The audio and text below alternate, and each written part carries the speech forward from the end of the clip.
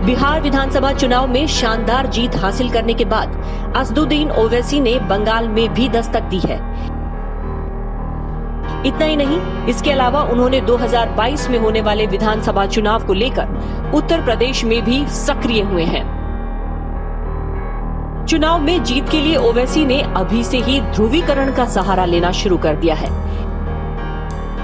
इसी कड़ी में अपनी रैली के दौरान ओवैसी ने सूबे की योगी सरकार पर जमकर हमला बोला। दरअसल उत्तर प्रदेश के बलरामपुर में एक जनसभा को संबोधित करते हुए हैदराबाद के लोकसभा सांसद और AIMIM प्रमुख असदुद्दीन ओवैसी प्रदेश की योगी सरकार पर जमकर बरसे। लोगों को संबोधित करते हुए ओवैसी ने कहा, जब से बीजेपी की सरकार बनी है 2017 से 2020 में 6000 से ज्यादा एनकाउंटर हुए हैं। इनमें जो लोग मरे हैं उनमें से 37% मुसलमान हैं। ओवैसी ने प्रदेश सरकार से पूछा कि आखिर ये जुल्म क्यों हो रहा है। बकौल ओवैसी, उत्तर प्रदेश में संविधान का राज नहीं है, संविधान की धज्जियां उड़ाई जा रही हैं। यूपी सीएम योगी की ठोक दो नीति का सबसे बड़ा निशाना उत्तर प्रदेश के मुसलमान बन रहे हैं। उन्होंने कहा कि कयामत का दिन जल्द आएगा और उत्तर प्रदेश में योगी की सरकार फिर नहीं बनेगी। ओवैसी यही नहीं रुके। उन्होंने कहा कि भारत की सियासत की तल्ख हकीकत यही है कि जब तक आपके वोट से आपके नुमाइंदे कामयाब नहीं होंगे तब तक आपकी आवाज को कोई नहीं सुनेगा और आपके मसले हल ही नहीं किए जाएंगे। ओवैसी ने और क्या कहा, सुनिए।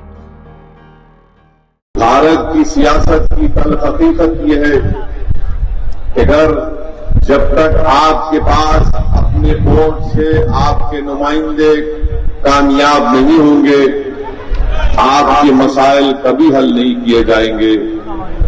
भारत की सियासत की तल्ख हकीकत यह है कि अगर कोई दलित समाज से उसका ताल्लुक है, कोई राजभर समाज से उसका ताल्लुक है, कोई बैकवर्ड क्लास से उसका ताल्लुक है, कोई मुस्लिम अक़लियत से उसका ताल्लुक है, तो याद रखिए आप जब तक अपने नुमाइंदों को कामयाब नहीं करेंगे, अपने विधायक को, अपने सांसद को, अपने जिला परिषद के इलेक्शन में अपने वोट से अपनी पार्टी के नुमाइंदों को कामयाब नहीं करेंगे, आपकी आवाज कोई नहीं सुनेगा। आपकी आंख से बहने वाले आंसुओं की कोई परवाह नहीं करेगा। आपके चेहरों पर जो मसाइब और मुश्किलात रोनुमा होती है, तो इख्तिदार की कुर्सियों पर बैठने वाले जालिम लोग बजाय उन जुल्म को और उस तकलीफ को महसूस करें वो मुस्कुराते रहेंगे। इसलिए मेरे अजीज दोस्तों, मेरे बुजुर्गों, मेरी इज्जतदार मां और बहनों, उत्तर प्रदेश की सियासत में एक तारीखी मौका आपके पास आया है कि आज आप भागीदारी संकल्प मोर्चा के तहत जमा हो जाइए और हम लोग मिलकर अपने दिलों को मिलाकर गलतफहमियों का खात्मा करके एक मुत्तहिदा कोशिश करेंगे ताकि वो पिछड़ा समाज जिसको बड़ी बड़ी पार्टियों ने उनसे इंसाफ नहीं किया।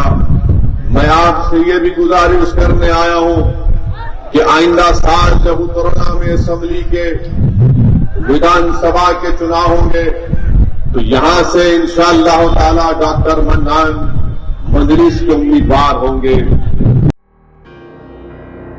उधर असदुद्दीन ओवैसी के हमलों पर यूपी सरकार में मंत्री मोहसिन रजा ने पलटवार किया है।